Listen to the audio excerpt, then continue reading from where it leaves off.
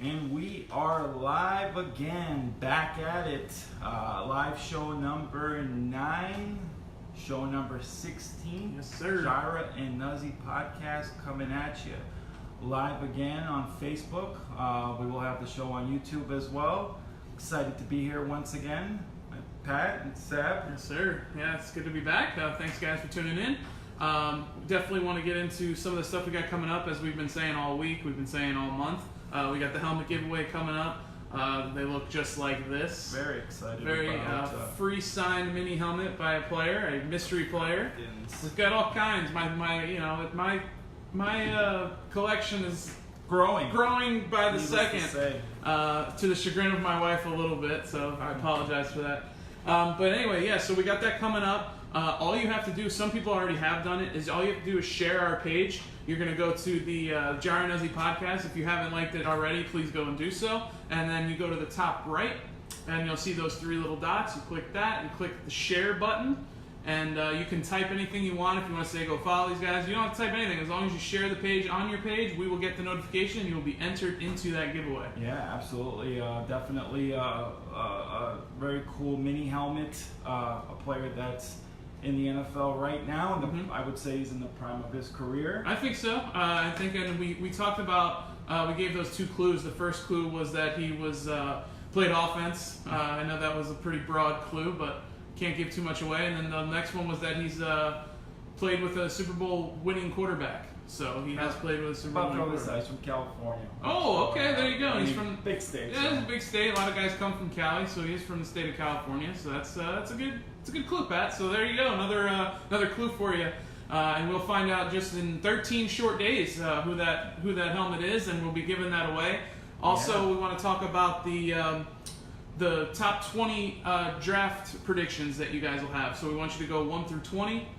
We want you to put that in not teams, just players, 1 through 20. Whoever you think is going to go first, second, third, all the way down to 20. The person with the most right will win a free $50 Outback Steakhouse gift card. Simple as that. So send in your lists to us. We've got a few already, so keep sending them in. And thank you guys for participating in that.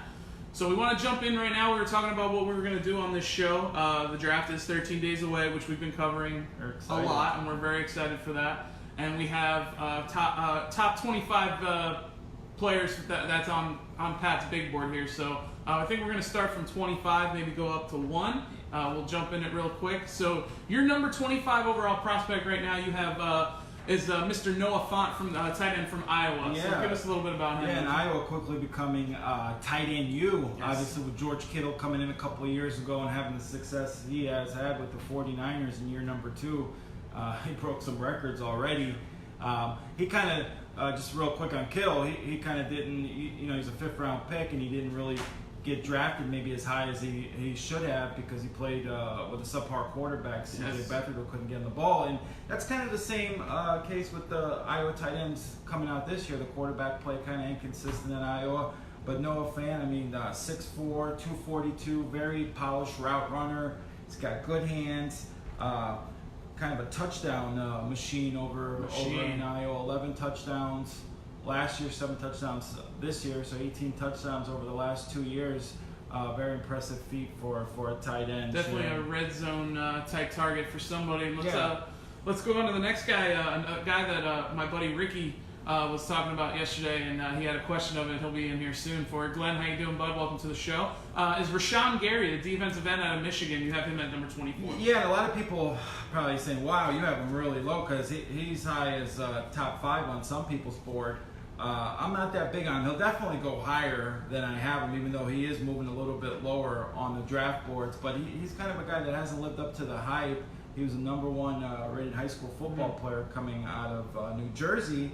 Played as a true freshman, looked pretty good. Sophomore had 6 sacks, looked like he was really coming into his own, becoming a big-time player. This past year, though, just 3.5 sacks, really didn't make the impact that they were kind of looking for him in Ann Arbor. Granted, he did play some DT, did some 2-gapping, but really didn't impress me much. Got abused in the Ohio State game and then sat out the bowl game, too. Which, I know we're not a fan of. Not a fan of sitting out, maybe bowl games, but not sitting out seasons. we'll get into another guy that deeper into your top 25 there. We're going to move on to 23, a guy that I think the Miami Dolphins will end up with at number 13. You have him as number 23 on your big board here, and it's Drew Lock, quarterback out of Missouri. Yeah, Drew Lock. I mean, again, it's if you can go to a team with the right fit, right scheme, he could develop into a quarterback. He's got the size. He's athletic. You know, he's got all the makings of a big-time NFL quarterback. He's got the arm. He's got the quick release. 3.5-year starter. But again, you know, kind of a pass-friendly scheme, same as Blaine Gabbert, Yep. who obviously didn't transition into becoming a successful NFL quarterback. So to me, it's all about the right team and right scheme. If you know Drew Lock, maybe if he goes a little bit later and go to a team that could sit him for a couple of years, develop him, then I think he could be a successful quarterback. But if he goes to a team like Miami, which might not be the Miami Dolphins, yeah, he's asked to be the franchise, you know, quarterback. I not a fan. No. So we'll move on to number 22.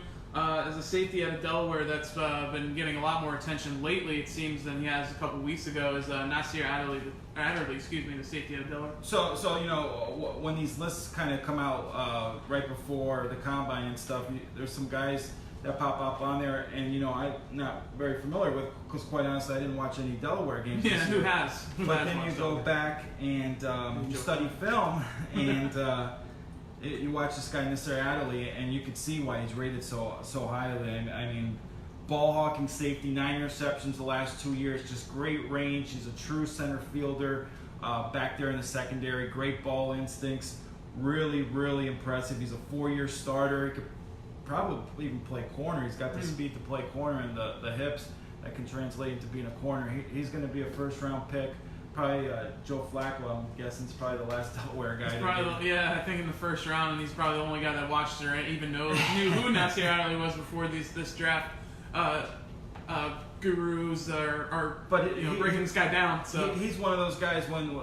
Thank God for YouTube, because you can go on YouTube and watch these guys play, because you don't have access to during the season. And he really jumped out. I mean, he's a good football player. He definitely is. He's definitely going to be a steal for somebody late in the first round, more than likely. So we'll move on to number 21 and go into the other side of the ball. The offensive tackle out of Florida, Juwan Taylor, who maybe some people might think, maybe he's a little low on your list. A little bit low, maybe, and he's really moved up. He went from a late first to projected as high as we've seen him as high as 6 for the Giants. And then, big kid, 6'5", 330. He's a 3-year starter. Good feet for a big guy. Does a good job of maintaining his pad level, staying low. Good force in the run game. Not quite sure if he can be the left tackle, so you know, if I'm going to take a guy in the top 10, I want him to be able to play left tackle. Absolutely. But as a right tackle, I think he could be a fixture in the NFL. Good prospect. For sure. So we'll move on to number 20. A guy that you really like, and you're hoping will slip to your boys in the second round here, but he's looking like more and more like he might be a first-round pick. A wide receiver at Arizona State, N'Keal Harry. I probably have 2 or 3 favorite players in the draft, and he is definitely one of them. I love this kid. 6'3.5", 218, big physical receiver, big hands, big strong hands. He's a solid route runner, great after the catch. He was a force on. They use him on reverses a lot too at Arizona State. I mean, you talk about 73 catches, 1,100 yards, 9 touchdowns as a junior. The year before that, 82 catches, 8 touchdowns. He's a player. I really, really like him. This little bit question about the speed. Doesn't have the elite speed. That might keep him out of the first round. If he does, he's definitely early second rounder. But I really like him. I think he comes in, and he's an impact guy. Kind of reminds me a little bit of Plaxico Burress. Interesting. Now I'm gonna put you on the spot here. We got a question from Glenn, my buddy Glenn Howie over at Electric City Breakers. He wants to know, what about the safety Jonathan Abram out of Mississippi State? Where do you think he's Yeah, he just missed my big board guy. There was like 3 guys that I was on the fence of putting in the top 25, and he just missed out. Really like him. That kid's a thumper. He's a thumper. He's a hitter. Really good football player. Tough as nails. Not necessarily a ball hawk back there. Not a big guy in terms of interceptions, but great instincts, a force first to run. I think he could sneak in the first round. Definitely early second round pick. Yeah. Good football. Just a really tough, good football player. That's one of those like top teams where you look at the top 5 with Arizona, San Francisco, Oakland, the Jets. If they can end up getting a guy like him in there as their second round pick, comes right in and he plays. He's a lunch pill guy. He's a guy for sure. He's kind of an old school safety. I like him a lot. All right, so we're going to go, thank you for the question, Glenn. Appreciate it, buddy. And we're going to go back to the top 25 here at number 19. Same position as Harry, a guy that's built like a you-know-what. And we got DK Metcalf, the wide receiver at Ole Miss. Again, people probably think I may be having too low, but, you take away the combine, and he would have been a late first, early second round pick. Look at the numbers, Sab. As a junior, 26 catches, 569 yards, 5 touchdowns. Does that spell of a, I mean, it doesn't sound like a big time receiver, but like he had that great combine. He takes pictures with his shirt off, so that helps, I guess. I wouldn't know anything about that. But. he looks like a freak. He runs like a freak. I mean, he's definitely talent-wise, it's off the charts. But limited route running tree at Ole Miss, and this has been going on for the last few years. They have about only 3-4 plays they run in their pass offense. It's a limited route running tree. That's why Laquan Treadwell has really struggled in the NFL, learning an NFL playbook, and I kind of fear this could kind of hurt Metcalf as well. But in terms of straight line speed, he's a beast. But he did struggle a little bit in the cone drills. The cone drills, yeah. Tom Brady had a better cone drill supposedly. But worst case, this guy could be a number 2, just a big play receiver, a return guy, a guy you can use on reverses and screens. I mean, if you get a creative offensive coordinator and get him the football, he can be a mismatch. I think we both, right, absolutely. I think we both agree that if he somehow slipped out of the first round, or maybe even the top 20, we'd be somewhat surprised. Yeah. But it all depends on, like we said before, it all depends on what teams prefer and what guys they prefer. I mean, we can see Harry go before Metcalf, and we'd be like, well, they preferred him. Yeah. All about fits. Especially at the wide receiver position. And it's all about how, guys fit in with those teams, and obviously it just takes one team to fall in love with a guy and he can go a little bit higher. Now, just to reiterate, this is a top 25 prospect list, not where we think they're going to go 25 through 1 in the draft, just getting the big board, the best players available for this draft. Moving on to 18 real quick, number 18, Dexter Lawrence, the defensive tackle at Clemson, one of the many defensive linemen at Clemson that are going to be drafted. Absolutely, and he's a force. He's 6'3", 335. Truth be told, he's basically a first and second down player, but he's a tremendous run stopper. I'd probably take him out on third downs because he's not much of a pass rusher, but if you talk about needing a run stopper, this is your guy. Absolutely. Fill the gaps and first and second down. He will definitely. He's the definition clog the of lanes. Two-gapping run Absolutely, stopper. One of our favorite terms in the NFL. The two-gapping. Moving on to 17, the little two-gappers. Love the two-gappers. Moving on to 17, arguably the best cornerback in the draft. Some people think he's as high as the best. Some of them have him down to 5 or 6, which I think is crazy. But number 17, you got DeAndre Baker, the corner out of Georgia. Yeah, solid football player, 5'11", 190. He's got the smooth hips, experienced guy at Georgia. Good player in run support. Just a really solid all-around cornerback. Not sure if he's that number 1 corner you put on an island to cover, elite wide receivers, but definitely a number 2 guy, and experienced guy can come right in. Solid football player. Absolutely. So we're going to move on to 16, and speaking of defensive linemen from Clemson, you got Clelin Ferrell over there at the end at number 16. Yeah, this guy, he's kind of fell a little bit since the season, even though he had a tremendous season for the national champs. He had a good bowl game. Just a solid player. Some questions about the knees, so I think that kind of hurts him a little bit. But just a solid player. Talk about 20.5 sacks the last 2 years at Clemson. He's got the size, 6'5", 262, long arms. Plays the run pretty well. Again, pretty solid. Now, he's kind of a true 4-3 defensive end. He's not a 3-4 outside linebacker. He's real stiff. I don't think he could drop back into coverage, but team running traditional 4-3. He's a solid DN prospect. You talk about the 20.5 sacks in the last 2 years for the amount of talent they've had at that defensive line. It's pretty impressive that he's kind of stood out there with the team. Yeah, they played obviously the top teams, and in the bowl games and the championship games, he's played his best football against those teams. Not a doubt about that. And so we're going to move on to 15. We're going to stay back. We're going to go back to that wide receiver position in the same team as DK Metcalf, who we just touched on. Is the other receiver at Ole Miss, A.J. Brown at number 15. I really like this kid. 6'1", about 215, physical receiver. Talk about DK Metcalf didn't have the impressive numbers. Well, A.J. Brown did. 85 catches, 1,300 yards, 6 touchdowns the year before, 11 touchdowns. Physical receiver, good after the catch. Definitely athletic. The route running. Limited route running tree at Ole Miss. That could kind of hurt his transition to the NFL.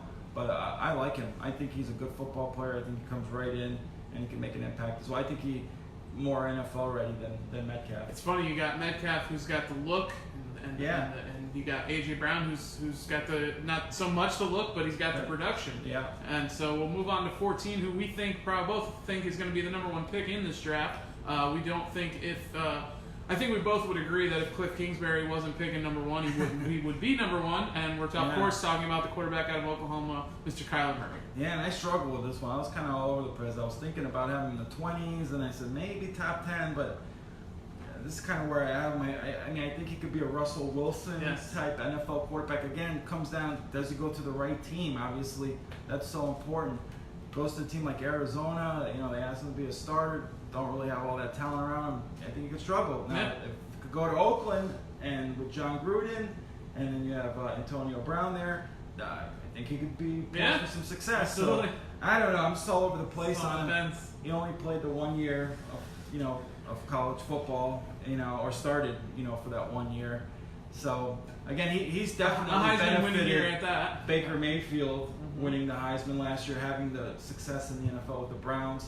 So he's coming from the same school, same offense, kind of Baker Mayfield, the hype, Of course. So that Baker Mayfield's really, really helped Kyler Murray. And he's put a lot of pressure on him as well, because you got the same school with the same result, winning the Heisman Trophy, and then more than likely being the number 1 pick, which we probably won't see for a while. No. Again, for the same school, same position, same pick, and Heisman winner. Back-to-back years. Pretty good run for Oklahoma quarterbacks. And then another one that might surprise some people at 13 is the offensive tackle out of Ole Miss, who's probably not getting as much recognition as he should, is Greg Little. Yeah, I mean, you talk about all the Ole Miss guys getting all the publicity, and this guy may go ahead of all of them. He may be the first Ole Miss guy.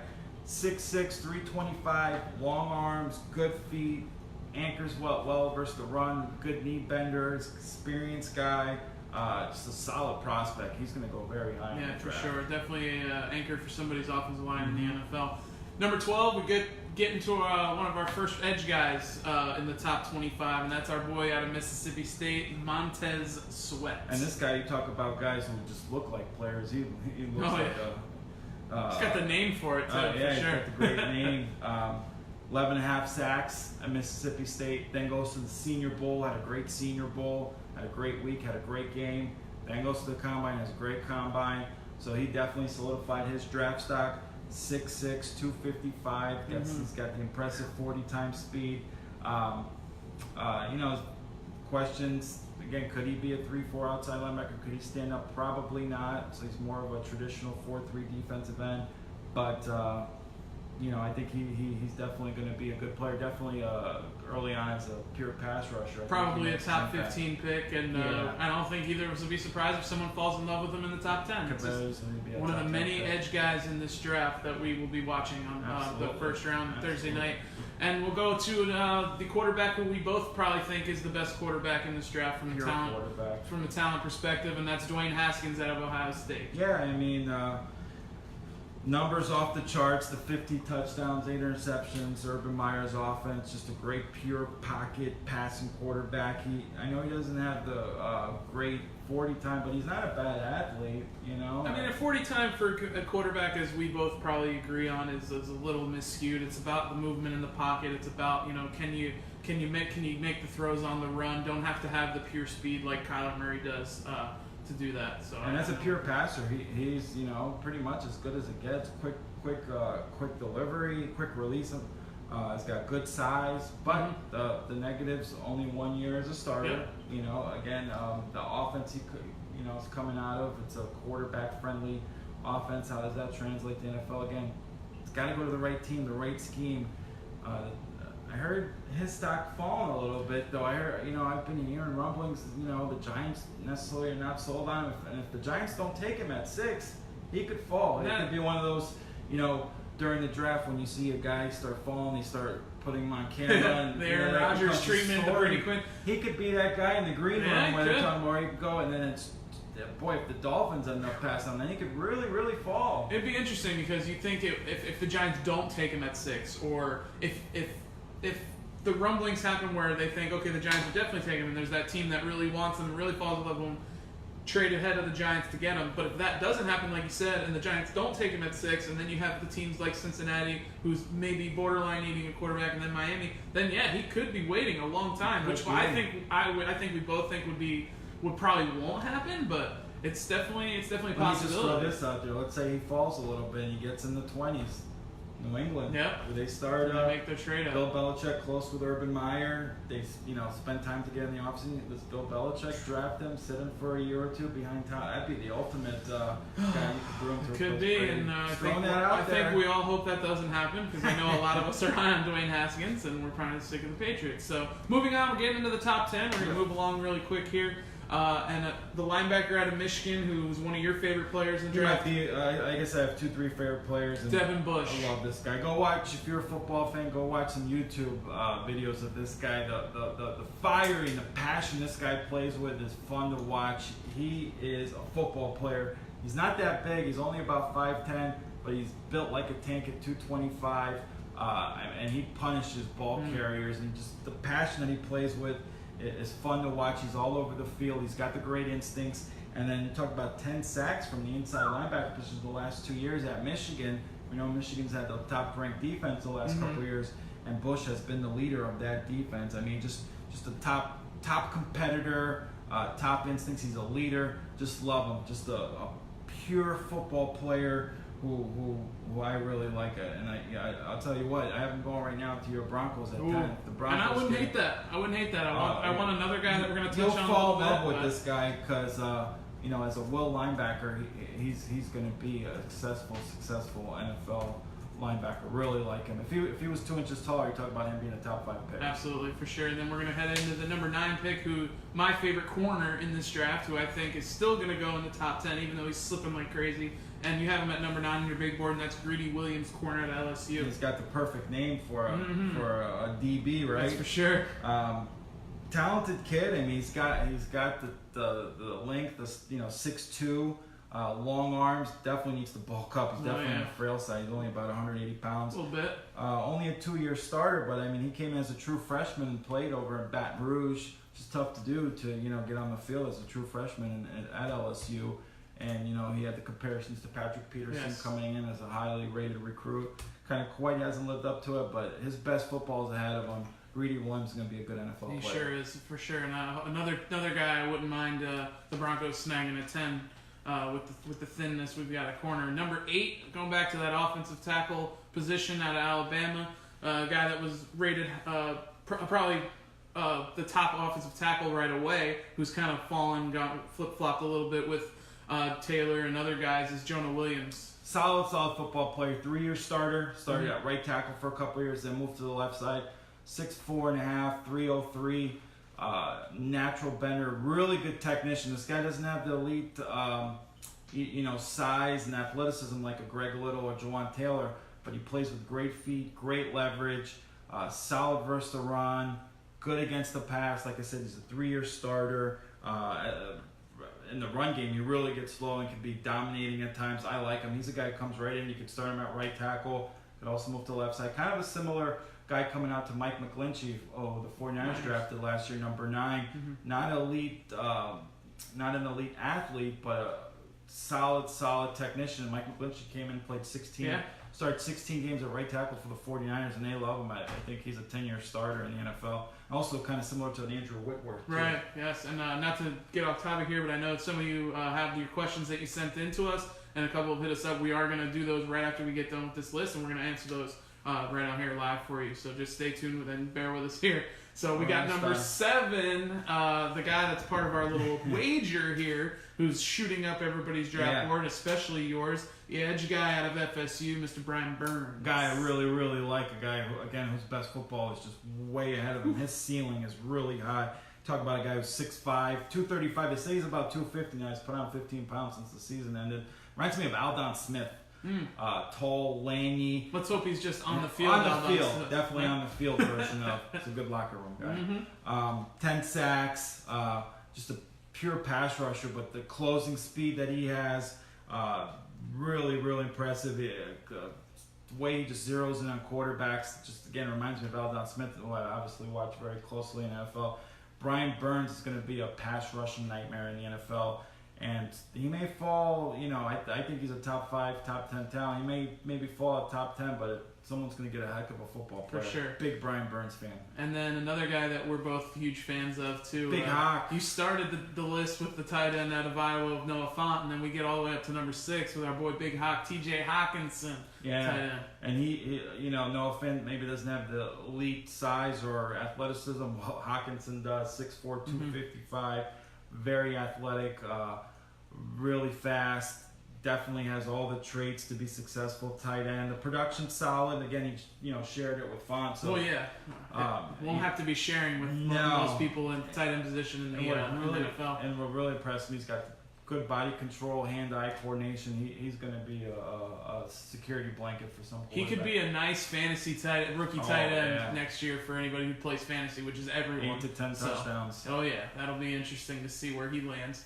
And then we go into the top 5 right now, and a guy that had some off-the-field stuff, which wasn't really that bad, but got kind of blown out of proportion, a little bit of injury trouble. But a guy that is just a pure football player and a beast on the defensive line. That's a defensive tackle out of Houston, Ed Oliver. Yeah, I mean, this guy basically looks and runs like an outside linebacker, but he's a DT. I mean, scary. The athleticism and the talent is off the charts. When the season began, he kind of was projected as a top 1 or 2 pick. Yep. Fell a little bit with some of the issues in the injury, but he's a big-time football player. I think he still probably ends up going top 5, and he could be like a John Randall type TT, which, that would be John Randall wasn't interesting. the biggest guy, but tremendous quickness.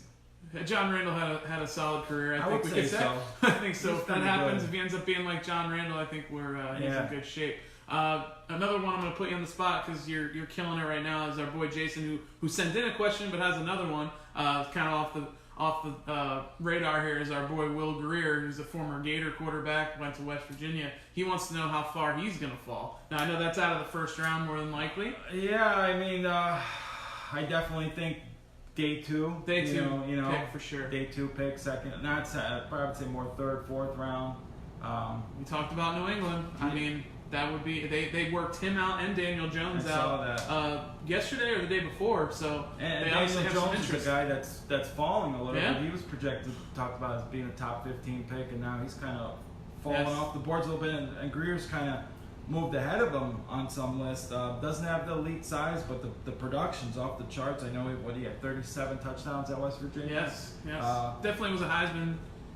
Should have probably been at the Heisman if he was. Maybe he was. I don't remember offhand. Yeah, but he's got the release, kind of similar to Haskins as a pocket passer. But I think 2nd, 3rd round, definitely a day 2 pick. Yeah, definitely. And then, like we said, Greer is a guy that could be. I think all these quarterbacks. If you look at all the quarterbacks in this draft, we both probably think Haskins has the most talent, but none really jump out and say, "Yup, that's the guy."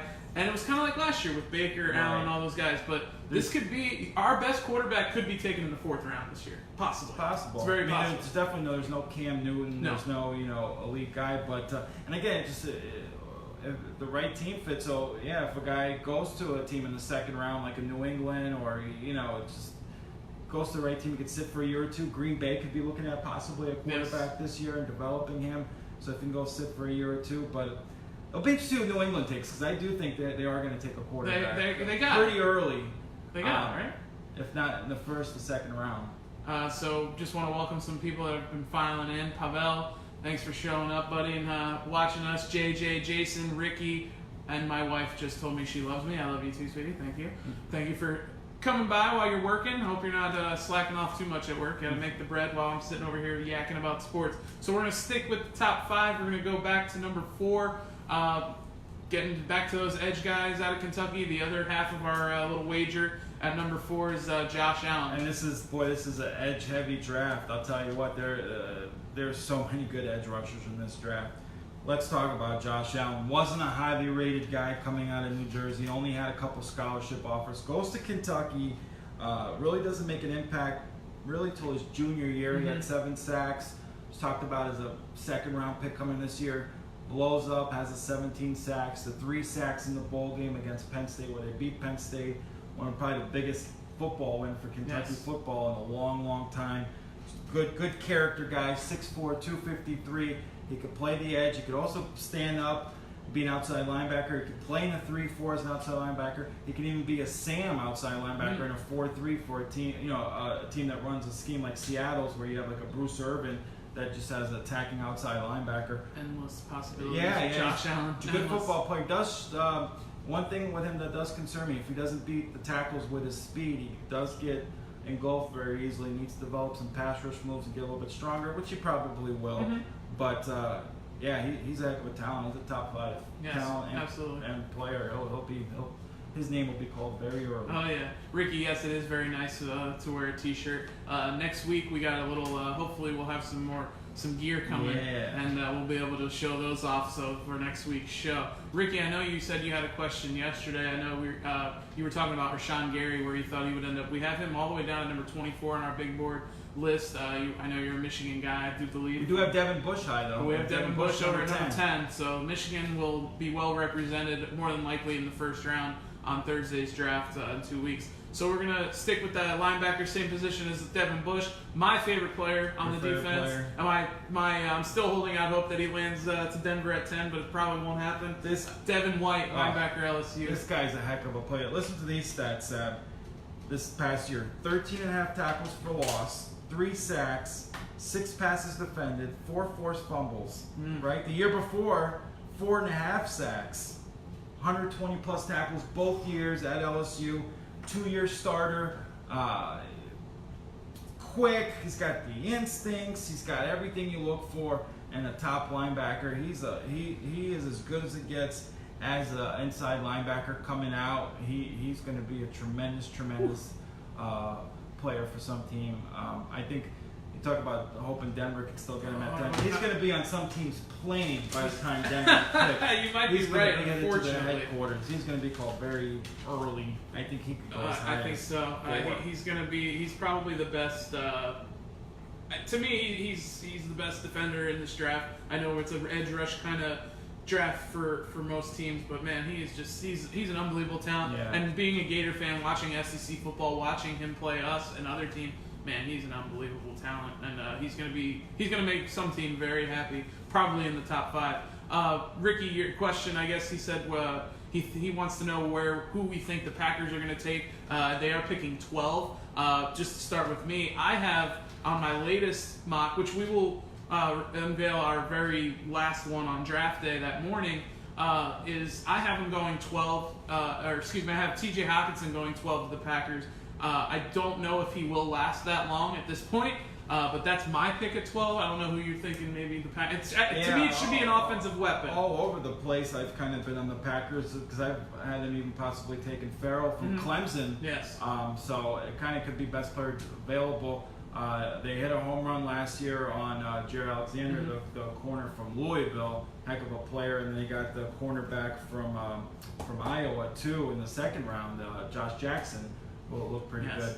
But I think the Packers go pass rusher or receiver, tight end. I wouldn't be surprised if they took one of the Ole Miss receivers, A.J. Brown or Metcalf. Depending on who they like. They got to get some help for Devontae Adams because right now they really don't have much. And Ricky, also, you make a good point. A linebacker is also on the table, kind of. They did sign for middle linebacker. Clay Matthews is gone. I could see he was kind of outside, but I could see Devin Bush if he's there. I mean, that would be a steal at 12, I think, for the Packers. So if he somehow slips, he's a Packer-type football player too. He's an old school type football player. For sure. Jair Alexander, he does love. Yeah, he's amazing. Those 2 picks. And the way they played the draft last year was a masterpiece because they traded down, got the extra first-round pick this year from New Orleans for Marcus Davenport, and then they still end up getting Alexander, who was their top target. They got him in the first round. They got Joshua Jackson, another starting cornerback in the second. So. And I think we couldn't believe it because when we were watching last year, there was like, man, so they can take Jackson or Alexander, and they ended up getting both, which is awesome. And first round pick this year for trade down for Marcus Davenport. So they really played. They played it well. That's why their front office has been rated the last couple of years. You talk about Elliott Wolf and name escapes me now. He's running Indianapolis. Dorsey, who's the Colts GM. They all came out of the Packers front office. I mean, they breed some a lot of talented guys. They know what they're doing, other than getting Aaron Rodgers some help. But that's what I think they're going to do in the first round, possibly, is get those guys for them. So now we got our top two. I think you probably we both agree on this top two, and everybody probably knows who it is. Number two, though, you have the edge rusher out of Ohio State, who's been in the headlines for some of the wrong reasons, but more so of the right reasons because of an amazing talent that he is Nick Bosa. The guy's a heck of a football player. There's no doubt about it. He was pretty much the number one high school football player coming out of Fort Lauderdale. Lived up to the hype. Came in as a true freshman, Ohio State, top-tier football program. Played as a true freshman, 5 sacks as a true freshman. Next year, makes his impact known. What do you have? 8.5 sacks, 16 tackles for a loss, 4 forced fumbles. You look at their two biggest games. The TCU game, the opener, dominating that game, was unblockable. And the Cotton Bowl against Sam Darnold, USC. Go watch some of the clips from the Cotton Bowl against USC and Sam Darnold. He was the best player on the field, hands down, as a sophomore. Just dominated that game. He's got a nonstop motor. He's got ridiculous strength. He's strong as an ox. And look at his legs are like animals. Almost as big as Saquon's. He's a force versus the run. He's a great pass rusher. He's a technician. Doesn't have quite the elite speed or athleticism, but very good speed and athleticism. But he's got great strength. He plays with really strong hands. Uses his technique really well. He's a really good football player. He's a prototype 4-3 defensive end. I talk a lot with a couple of people, and I'm like, who do you compare? Tough guy to compare, but I kind of reminds me a little bit of Michael Bennett. Better than Michael Bennett, but kind of in that same mold. Definitely a higher prospect. Yeah, but Michael Bennett for Seattle during his prime and their heyday, he was the tone setter on that D line. He was a monster versus the run, 9 sacks. And then Justin Smith too, ex-Niner, I'm definitely familiar with. Oh, yeah. Kind of those two guys, but better. I think he's going to be a 10 to 12 sack guy. I think he's definitely going to be as good, if not better, than his brother. For sure. Let's hope so, because I've been critical of the Bosas for whatever reasons. I'm still trying to figure out why, but I will. And Jason agrees with me that he's an overrated cupcake. So we'll see what happens with that. Mike Wright, we will get to your question. I do see it. Thank you so much for that. But we're going to go to our number one player on probably both of our big boards. Would probably be the number one pick if Kyler Murray didn't exist, and that's our boy out of Alabama, the defensive tackle, Quinnen Williams. Yeah, this guy's a heck of a player. Great character guy too. He's a that's for you, Ryan. Character guy, locker room guy. Down south kid. Kind of a country boy. 6'3", 295. Still growing. Probably be about 315 by the time his frame fills out. He had 7 sacks, and they took him out a lot on third downs and passing. Now still had 7 sacks, 18 tackles for loss. Strong hands. Just a force versus the run. You go on clips, watch him being double teamed. He's pushing 2 guys back. There's even a couple plays where I see there's 3 guys on him. He's pushing them back. Just a monster, and he's still filling in. I think he just turned 21. His best football is at him. Can't say enough about him. He's a guy that you build your D-line around. Definitely the Aaron Donald comparisons, I think, are legit. They are legit, and Aaron Donald is probably the best defensive tackle of our era that we've seen in a long time. But Quinnen Williams has the intangibles and the video and the clips to say, that looks like Aaron Donald. Yeah. So that's your big board. Great job, man. I think everybody can agree that this is your bread and butter. This is what you've been put on this earth to talk about. Right? Yeah, so, everybody's good at something. That's right. So, Mike Wright, we're going to get to your question. He said, is there anything to say about, he thinks, is it possible that Russell Wilson goes to the Giants or that Josh Rosen gets traded to the Giants? I'll take it with the Rosen aspect of that. I do think there is some tread on that. The Giants, with Dwayne Haskins, them kind of falling back and not saying it was so gung ho that Dwayne Haskins was going to be the pick at 6. I can definitely see the Giants doing that, maybe wanting to get a guy. I would say established, but he's really not established either. Didn't have a great rookie year. No. Granted, he was playing in a trash bag offense other than Larry Fitzgerald. In Arizona, but I definitely can see Josh Rosen being a draft day trade to either the Giants, to maybe the Patriots, the Dolphins is a possibility. The Chargers got thrown in there, so it's definitely possible. About as far as Russell Wilson goes, I just don't see that happening. I feel like he's just way too valued and loved by that Seattle organization. I think that was a rumor that was kind of like just that, a rumor. And I would be shocked if that was the case and that happened. Now, he did say that he doesn't want to talk contract. He gave him the April 15th, gave him tax day deadline, April 15th, to get his contract reworked. After that, he said he will wait till the end of the season to talk about it. He's going to show up to OTAs. He is a classy guy, as we all know. He's going to show up to everything. He's not going to hold out, but he just wants it to not be a distraction. So that is something to think about if he doesn't get a contract worked out before the 15th, which it doesn't look like he's going to, since we're only a couple days away. So I think that rumor got kind of started because of his post career, because he's going to be a broadcaster. Oh yeah, obviously 100%. His wife being the R&B singer. So I think that's why that rumor got started. Probably in his career in New York or in LA, but he's not going anywhere right now in the prime of his career. No. Seattle's not letting him go. They got their franchise quarterback. Geez, they lost all those guys and they still end up making the playoffs. It's a credit to him and Pete Carroll as well. So the Seahawks, he's not going anywhere. I feel like he's going to retire at Seattle. The latter, Rosen, I could see that happening possibly on draft day, but. Yeah, I mean, he touched on it, guy. He really struggled as a rookie, but it's again, so did Jared Goff, and again, it's about scheme. Goff struggled with Jeff Fisher, but McVay made him look, like, Kurt Warner? At a little bit.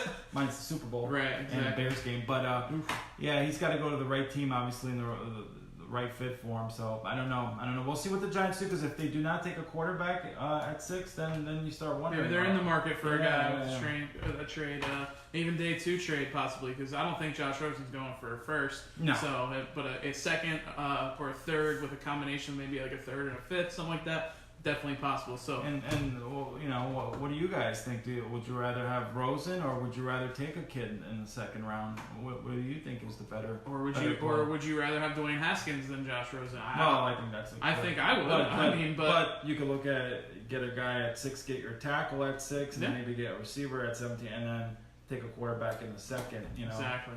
But they can even get a Drew Lock at 7, because remember they got the Browns first round. The Giants definitely have some at 17. They could take a quarterback as well, which I think one of those 2 picks, if they don't make a trade for a Josh Rosen or another quarterback, has to be a quarterback. You would think. Well, wouldn't it be something too? Let's say they got a tackle or receiver at 6, or even a tight end, and then they can get a Haskins at 17. Right. That would be wow. Can you imagine if they played the draft like that? They possibly could, and they know what they're doing in New York. At least you would think. But we'll see what happens. So now we got the questions that you guys have sent in this week. I know. Williams, we're gonna get to all those in a second. I do want to get to the ones that were sent in to us this week. We've got 5 or 6 of them. We'll just touch on them really quick. So I definitely want to get to the first couple. Billy, our buddy at Outback, has sent us one. He's asking about Le'Veon Bell. He says, does he play like the All-Pro he was in Pittsburgh, or does he just become a complete cancer in the locker room? Great question. So that is a good question, and I think one we definitely will over time we'll be able to answer. I think from a talent aspect, he's too talented to have just the total off year. However, it is the Jets. Now, he did go after the money. Obviously, you aren't going to New York, and you're not playing for the Jets because you think you're going to win a Super Bowl anytime soon. Let's just be realistic. I personally don't think he will be a cancer, only because he's got a lot to prove. He's got a lot to prove. He sat out an entire season, so he really doesn't get off. He doesn't have any reason to be that way, but it is possible. But I think he's going to be a hell of a player for the Jets in that offense. And he's going to help Sam Darnold out a lot, I think. He's got fresh legs, too. And he's fresh legs. He's been out for almost the whole calendar year. Yeah, I think he'll be very motivated. I think he'll come in shape and hungry, ready to prove what he can do. Sam Darnold, I think, did show signs. The Jets do have a quarterback, so I think they're going to form something pretty decent with the Jets. I do think they need to beef up that O-line. They probably will in the second and third rounds, but no, I think he's going to be very productive, and I think the Jets are a team that's on the rise, so it's time to either get a Sam Darnold jersey or a Le'Veon Bell. They got nowhere to go but up, for sure. Darnold, yeah. And so we got Jason's question. He's been watching the entire show. He sent us in a question. He says, this is pretty funny, he says, how long before John Gruden Keyshawn's Antonio Brown for his future antics that seem inevitable? Now, I don't think he's going to Keyshawn him because, granted, Antonio Brown's in the latter half of his prime. He's getting paid X amount of dollars. Keyshawn was too. I get it, but game's changed. The game has definitely changed. Gruden knows that too, and he should know that. And he's a guy that is coming into this, and he's supposed to be the one that puts them over the top, at least on the offensive side of the ball. I think Antonio Brown is gonna have a great year this year. I think so too. But I don't know about future years. Yeah, he'll come in. He's again to talk about a guy who's got a chip on his shoulder, just like Le'Veon. He's going to come in motivated and prove his detractors wrong. And Gruden has to win in Oakland after that disastrous year. He knows he needs to win. They're going to get along just fine, at least for a year. Again, different time. The Keyshawn thing, Gruden had just won a Super Bowl. His ego was the size of Yes. Say no more. In Tampa, and he had, like I said, I think he's probably lighting up a little bit. He knows the game has changed. He can't be quite as, powerful, So I think it'll work out well for a year or two. Yes. And then, as Antonio Brown starts slipping and He's stuff. 31, 32 years old. Probably start complaining, not getting the ball enough, then it could go sour. But I think Oakland's going to get at least two really good years. And I think this year coming up, he's going to be an absolute force for them. But I don't know about the numbers he put up in Pittsburgh. No. It's going to be hard for him to do that. But moving on to our next one real quick. CJ, our buddy CJ, he's a Bucks fan, and he asks, how much of a turnaround can we expect from Bruce Arians in his first year running the show in Tampa? Well, difficulties there. Sorry about that. We're back. Sorry about that. It's going to come down to Jameis Winston. Can Bruce Arians revive Jameis Winston's career? I mean, it looks like he's all in. He's going to give Winston a chance to bounce back. Got to get him some weapons. You got Mike Evans. We'll see what they do with Ronald Jones at running back, but I just don't know. I don't think they're going to win quickly, which is something Bruce Arians probably wants to do because he's in his 60s. Yeah, he definitely needs to win now, and I don't know about Jameis Winston being the guy that's going to. I don't know how many years they can go with Jameis Winston thinking that he's going to be the guy. So they'll probably give him it'll be a short leash. They'll give him this 100%. Year. If not, then they'll Bruce Arians seems like a no-nonsense guy, and he's not going to take 3, 4, 5 games in a row where he's just being terrible. Although last year we saw it was when Fitzpatrick would start a game, he would be terrible. Jameis Winston would come in, kill it. Then the next game he'd start, and it was a constant flow and roller coaster. And I think that's what Jameis Winston is he's a roller coaster. And what does Tampa do at their draft position? Because that's going to be a high pick, that number 5 pick. I think they'll probably end up trading down and get a lot of picks, and then maybe get an extra second round, or maybe they take a quarterback. They need a lot of stuff. They need a lot of stuff. Yeah. So JJ asks, it's kind of an interesting question. It's a very broad question. The last running back to win the MVP was Adrian Peterson. Probably 5, 6, 7 years ago, a while ago now. 7 years. And he says, will there be another running back anytime soon that wins the MVP? And if so, who? Now, obviously, we look at running backs. You think of guys last year. Todd Gurley had a great year until the playoffs. He got hurt. Saquon Barkley is definitely a guy that would be a candidate. He would be the one guy that comes to my mind because he's going to get the catches. He's going to get. And he's only in his second year. It's in New York. So he's going to get the media attention. But I don't know because. Talk about the draft. This is probably the weakest draft I've ever seen for running backs. Jacobs is a borderline, maybe second round, and he's kind of in there just because there's no one else, right? And a lot of mocks had him going to the Eagles at 24, but now they just got Jordan Howard, so that kind of he possibly will be out of the first round. Oh, he's not. The first running back might not be taken until the late second round. Yes, and it's because now in college football, no one's really running the football anymore. Everything's spread offense, everything, and that's why Kyler Murray's going to be the first pick. And if you do play running back, you're kind of basically just catching passes and running draws out of the shotgun. So to answer your question, Jay, now if it's not Saquon Barkley and Gurley, it almost looks like he could be on the decline here. No, I don't. But Barkley's a heck of a talent. He's a big time player. So if there is one guy that could do it, it would be him. Le'Veon was a kind of candidate before he sat out last year. He was put up amazing numbers, but it's just so hard to.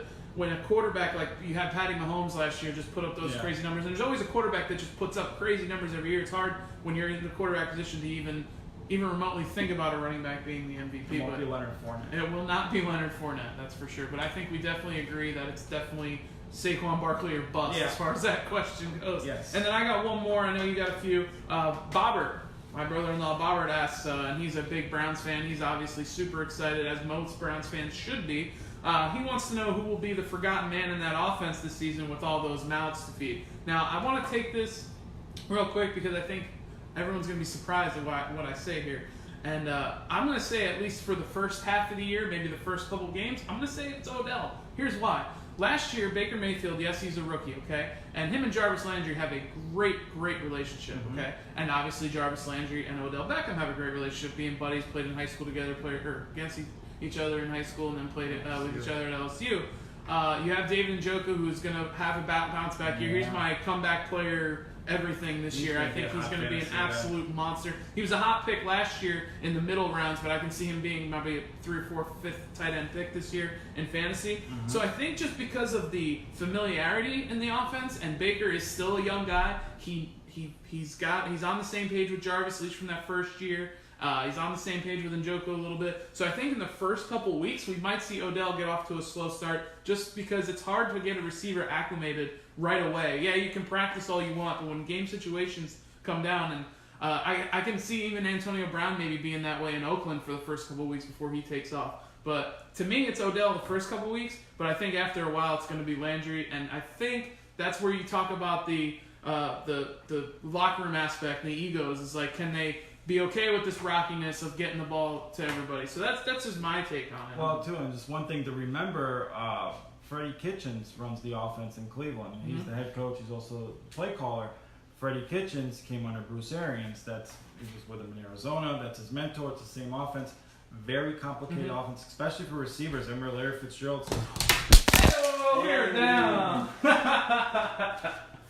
Holy shit! Yikes!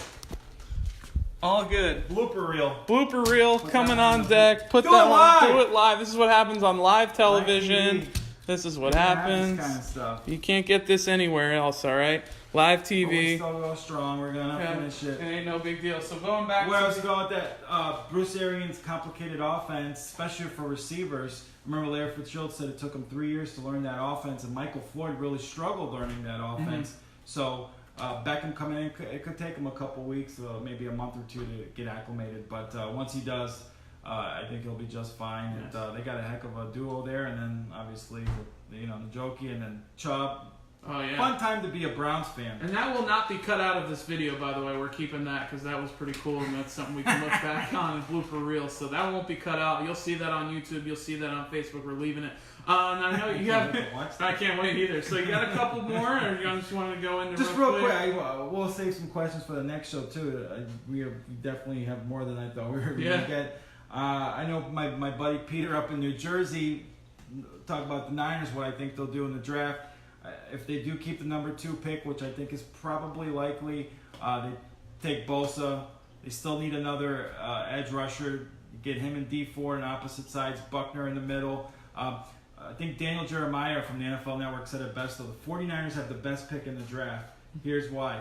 Either they get Nick Bosa at number 2, they get the best player at a knee position, or if the Cardinals take Bosa, which is still possible, they'll get a king's ransom from someone trying to trade it for Kyle Murray.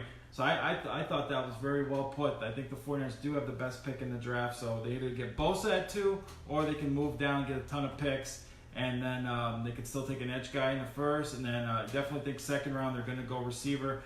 Obviously, I love Keneal Harry from Arizona State, Deebo Samuel, and they need cornerback help too. Well, the Niners are definitely in a good spot at number 2. Yeah. So we hit the Niners. top 25. We hit our questions that you guys sent in. Good We really show. appreciate Just that. under an hour. We got a little blooper reel in there for Lost you guys. the phone. Excellent. The phone call interrupted Hell the show, yeah. but we still kept it going. A lot of questions. Boy, the online questions, just the live questions, and the questions you guys submitted, very nice. We definitely appreciate it. We're going to do one more show before the live draft shows at Outback Steakhouse. Yes, in 2 weeks. And I know there was some stuff that happened in the NBA world that we didn't touch on. Dwayne Wade and Dirk Nowitzki. Definitely guys that we grew up watching, or I know I grew up watching, being a Heat fan and being a Dirk fan. So it's definitely sad to see them go. Definitely end of an era. End of an era in the NBA. The NBA playoffs are starting up. We'll talk NBA. We'll get that. playoffs. We'll hit that next week. They start this week. The national championship, Virginia. Yours truly called had it? that. So that was pretty cool. I won my pool. Won a little bit extra, but for the entertainment purposes only. Although it is legal in most states now, so you can talk about it. But thank you guys for joining us as always. Remember to go like the page. Remember to share the page to be part of that giveaway. Get a free one of these helmets, signed helmets. I got all kinds. I can bring 17 more on, but I won't do that. So make sure you're checking that out. Check our boys out at Electric City Breakers. Michael Wright at Mo Brown's Jersey and Card Break. We've been sharing that stuff, and they've been sharing us, so we appreciate it. Sam shared the page. Yes. Go check out Sam's page, FLA Amazing. Go like his page, support what he's doing, local artists. Definitely appreciate that. We definitely want to keep a Southwest Florida friendly. Absolutely. So we're gonna sign off here, guys, and thank you so much, and we'll see you next week. Remember to do the giveaway and the sharing the page for the helmet. And remember, of course, you gotta ask on all prime. You gotta ask. Ran out at 6 o'clock the other night. Dang it. 6 o'clock. Peace. How do you do that?